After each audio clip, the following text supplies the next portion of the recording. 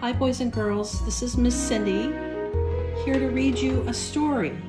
The story is called Nicholas and His Neighbors, and it's the story of the Good Samaritan, which comes from Luke 10.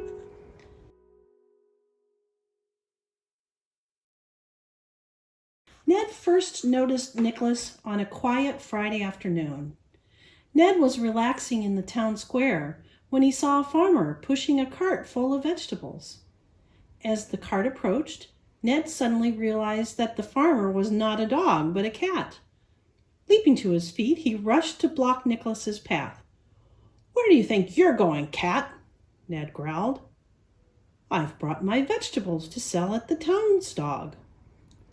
Nicholas replied happily. "Pack 'em up and go back to your cat friends," Ned ordered. "But I thought this was a free town where both dogs and cats could do business."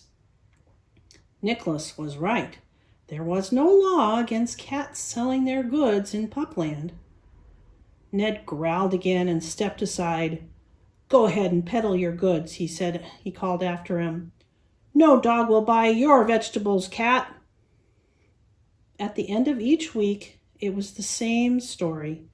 Nicholas would bring his produce to market, and Ned would pester him.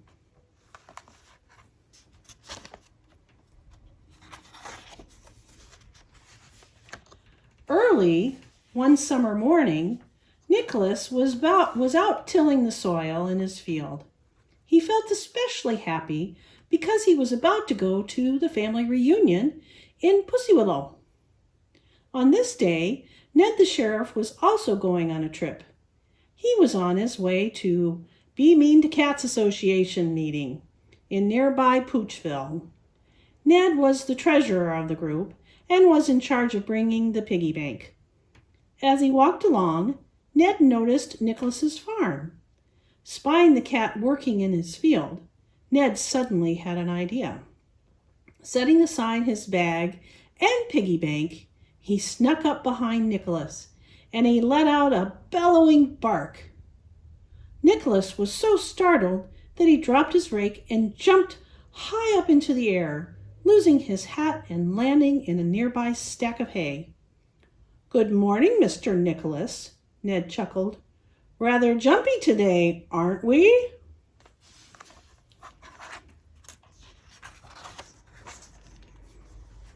With a big grin on his face, Ned continued on his way towards Poochville.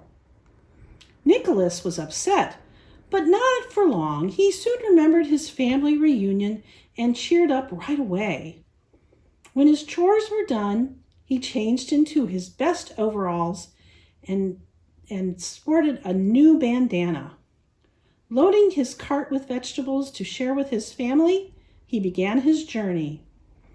Upon reaching the Poochville highway, he noticed a sign. "Beware of thieves," he read. I certainly hope there are no thieves out today."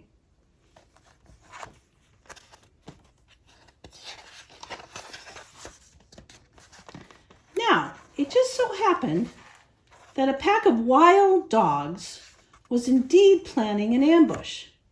Hidden behind a row of thick bushes, these ruffians were waiting to take advantage of any unwary traveler.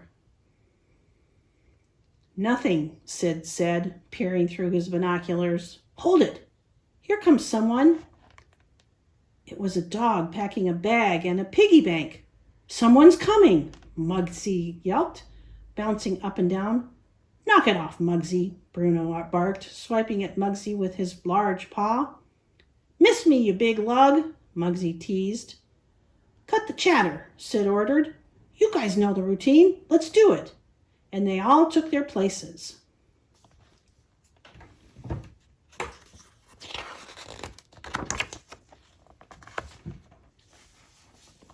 Excuse me, sir," Muggsy whined pitifully as he emerged from the bushes.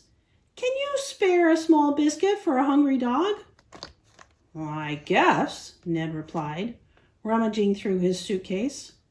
But before Ned could find one, Bruno leaped out of the bushes and tackled him. Then Sid thumped him over the head. Good job, boys, Sid said, picking up the piggy bank. He bashed the bank against a rock, and the three dogs grasped at the biscuits pouring out. Suddenly, Sid's ears perked up. Shh! What was that? They all listened. Quick, Sid said. Someone's coming. Help me get these biscuits into the bag. The three thieves loaded up the loot and hurried off into the bushes, leaving Ned beside the road.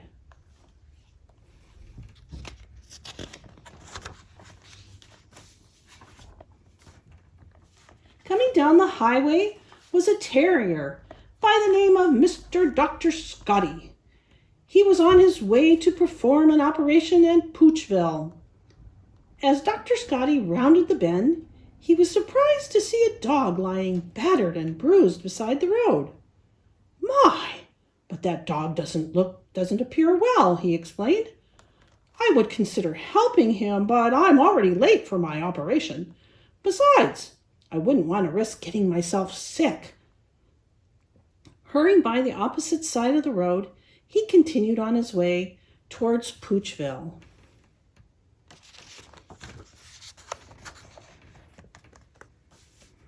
Sometime later, another traveler came along. It was Prissy Highnose, a poodle from a wealthy family. Prissy's limousine had gotten a flat tire, and she had decided to go on ahead while her chauffeur worked on it.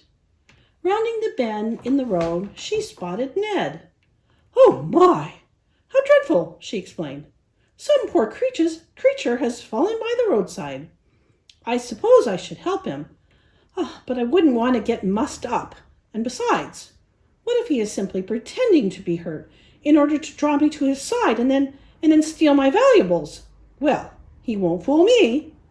Lifting her nose high into the air, she continued down the road.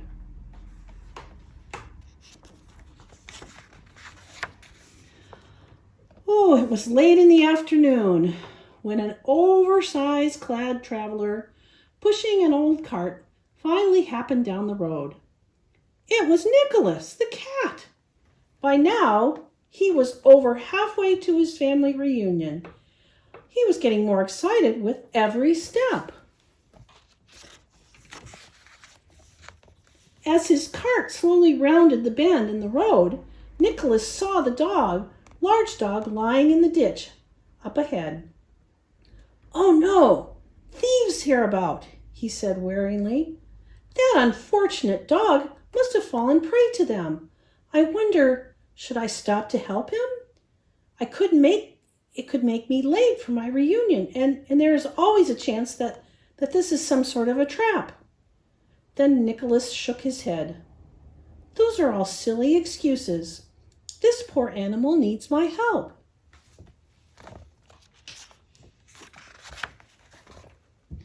Leaning over the injured dog, Nicholas suddenly recognized him. Why, it's Ned, he gasped, and he's been robbed. Nicholas carefully bandaged Ned's wounds and put drops of milk on his dry tongue.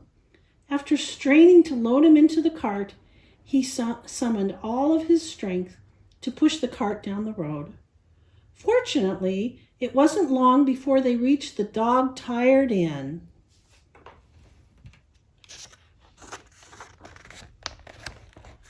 Nicholas entered the inn and asked about a room. Do you have an empty room? He asked.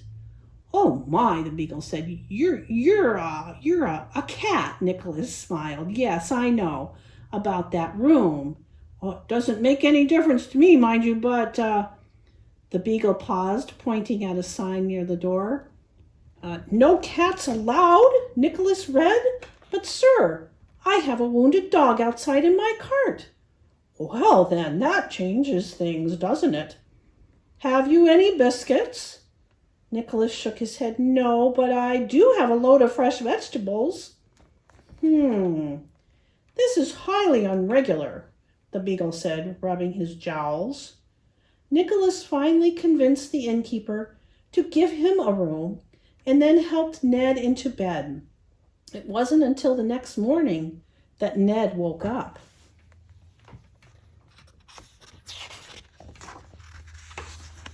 Where am I? Ned grumbled groggily. What are you doing here? He asked when he saw Nicholas standing by his bed with a tray full of food. I was on my way to a family reunion when I found you by the road, Nicholas explained. I'm afraid you were robbed. Robbed? Ned groaned. And you helped me? Nicholas nodded. What about all those mean things I've done to you? Barking you and pestering you? Well, we're still neighbors, Nicholas said, even if we don't always get along. Neighbors? Huh, Ned grunted. Neighbors, Nicholas smiled. Now eat something before it gets cold. I've got to get back to the farm, but I'll be back to check on you in a few days. Nicholas paid the innkeeper with vegetables and asked him to take good care of Ned. Then he headed down the road towards Pupville. A few days later, Nicholas went back to check on Ned. The sheriff was doing much better and felt well enough to return home. In the coming days, the two animals became friends. Nicholas kept farming and Ned continued to make sure that no one broke the law. But each Friday, when an overall-clad figure rolled his cart into town, Ned didn't leap up and block his path. Instead, he rose and cleared the way for the farmer cat. "Make way, you dogs," he would yell, and then Nicholas parked his cart in the village square. Ned would announce his arrival. "Gather round, town dogs. Come and see the fine vegetables our neighbor Nicholas the cat has grown." I hope you enjoyed this story. I'll read you another one next week. Good night.